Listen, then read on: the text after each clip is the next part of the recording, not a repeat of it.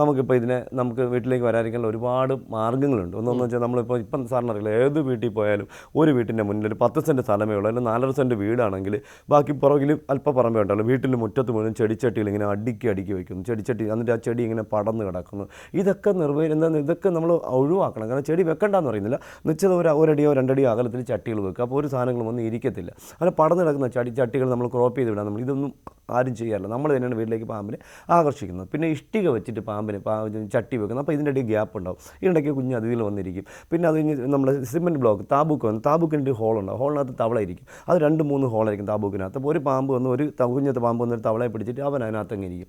അടുത്ത ഒരാഴ്ച കഴിഞ്ഞ് അവന് ഫുഡ് മതി, അടുത്ത തവള ഇപ്പുറത്തെ മാളത്തിൽ ഇരിപ്പുണ്ട്. അപ്പോൾ ഇങ്ങനെയൊക്കെ ഫുഡ് അവന് കിട്ടുന്നുണ്ട്. പിന്നെ നമ്മളെ നാട്ടിൽ ഈ ചെടികൾ വെക്കുന്നത് പരമാവധി നമ്മുടെ അമ്മമാർ അകലത്തിൽ വെക്കുക, ഇങ്ങനെയുള്ള സാധനങ്ങൾ ചെയ്യാതിരിക്കുക. പിന്നെ നിർബന്ധമായിട്ട് സാറിന് അറിയില്ല, ഇപ്പോൾ നമ്മളെ എന്താ പറയുക, തെരുവ് ഡോഗിനെ സ്നേഹിക്കുന്നവരുണ്ട്, തെരുവ് പൂച്ചയെ സ്നേഹിക്കുന്നവരുണ്ട്, പക്ഷികളെ സ്നേഹിക്കുന്നുണ്ട്. ഇതൊന്നും വേണ്ടെന്ന് പറഞ്ഞില്ല. പക്ഷേ തെരുവ് നായ്ക്കൾക്കൊക്കെ വേനൽക്കാലത്ത് തെരുവ് പൂച്ചയ്ക്ക് വീട്ടിൻ്റെ പറമ്പിലോ വീട്ടിനോട് ചേർന്ന് വെള്ളം വെച്ച് കൊടുക്കാതിരിക്കുക. പാമ്പുകൾക്ക് ചൂട് വിടുമ്പോൾ വെള്ളം അനിവാര്യമാണ്, അപ്പോൾ വെച്ച് കൊടുക്കാതിരിക്കുക. അപ്പോൾ നമുക്ക് അതിനെ ഒഴിവാക്കാൻ പറ്റും. അടുത്ത പറമ്പിലോട്ടോ കുറച്ച് ദൂരോട്ടോ വെക്കുക. പിന്നെ നമ്മൾ ഈ വീട്ടിൻ്റെ അകത്ത് ഇപ്പോൾ ഞാൻ ഇന്നലെ നെയ്യാറ്റിൻകരയൊക്കെ അടുത്ത് ഞാൻ കുറേ നാളുകൊണ്ട് പറയുന്നുണ്ട്, വീട്ടിൻ്റെ മുറ്റത്ത് നിങ്ങൾ എന്താ പറയുക ബേസിനിലും ബക്കറ്റിലൊക്കെ താമര ചെടിയൊന്നും വെക്കരുത്. ഞാൻ നെയ്യാറ്റിൻകര മെനിങ്ങാന്നൊരു പാമ്പിനെ പിടിക്കാൻ പോയ സമയത്ത് ആ വീട്ടിൽ 9 ബേസിനിൽ താമര അട്ടിക്കുന്നു, താഴെ വെള്ളം വെച്ചിരിക്കുന്നു. എന്നിട്ട് ഒരു വലയിട്ടിട്ടുണ്ട് പാമ്പ് എല്ലായിരിക്കാണ്ട്, പിന്നെ ബക്കറ്റിൽ വെച്ചിട്ടുണ്ട്, സ്റ്റീൽ പാത്രത്തിൽ വെച്ചിട്ടുണ്ട്. ഇപ്പം നമ്മൾ ഈ വേനൽ സമയത്ത് ഇതൊക്കെ ഹൈറ്റിലേക്ക് തട്ടിൻ്റെ മേളിൽ ടെറസിൻ്റെ മണ്ടയിൽ വെള്ളം വെക്കുക. അപ്പോൾ വെള്ളം ഉള്ള സ്ഥലത്ത് ഇവൻ വരും.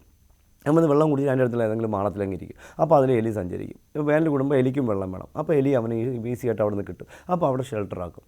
അപ്പോൾ ആരെങ്കിലും അവിടെ ചെടി എടുക്കാനോ വരുന്ന സമയത്ത് ചവിട്ടുന്ന കടി കിട്ടും. അത് അപകടമാണ്. പിന്നെ സന്ധ്യ സമയത്ത് എലി ഓടിപ്പോകുന്ന എലി ചിലപ്പോൾ ജനൽ തുറന്നാൽ ജനലിൽ എൻ്റെ സൈഡ് വിറവ് വെച്ച് ആ വിറവ് വഴി അകത്തേക്ക് ഇറങ്ങും. ഇവൻ വിറവ് കൂടെ കയറി വീട്ടിനകത്തേക്ക് ഇറങ്ങും. ഇങ്ങനെയൊക്കെ നമ്മൾ തന്നെയാണ് ഇവരെയൊക്കെ വീട്ടിലേക്ക് വരുത്തുന്നത്. ഇപ്പോൾ അതുപോലെ നമ്മൾ ഫിഷ് ടാങ്കിൽ വെള്ളം വെക്കുന്നത്, ഇതൊക്കെ തൽക്കാലത്തേക്കൊന്ന് ഒഴിവാക്കുക. താഴെ ചെടി ഗാർഡൻ്റെ നടുക്ക് ചെറിയ ഫിഷ് ടാങ്ക് വെച്ചിട്ട് അതിനകത്ത് മീനിട്ട് വെള്ളം വെക്കുന്നത് അത് നമ്മൾ ഒഴിവാക്കുക. തൽക്കാലം മീനിനെ ഒരു ബേസിലേക്ക് മാറ്റി വീടിനകത്ത് വെച്ചിട്ട് അടുത്ത ഒന്നുകൊണ്ട് മഴ കഴിഞ്ഞിട്ട് പുറത്തേക്ക് ഇടുക. പിന്നെ അല്ല ലവ് ബേഴ്സിൻ്റെ കൂട് വെക്കുന്നത് ഹൈറ്റിൽ വെക്കുക. കാരണം വെച്ചാൽ ഇവർക്ക് ഭക്ഷണം തേടി വരുന്ന സമയത്ത് എല്ലായിടത്തൂടെയും കയറി വരും.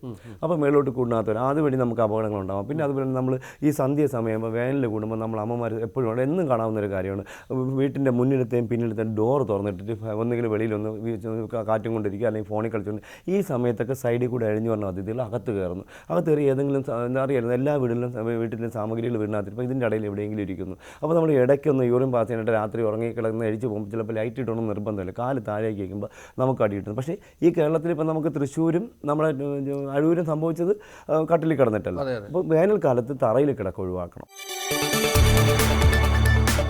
കൂടുതൽ വാർത്തകൾക്ക് News 18 Keralam YouTube channel subscribe ചെയ്യുക.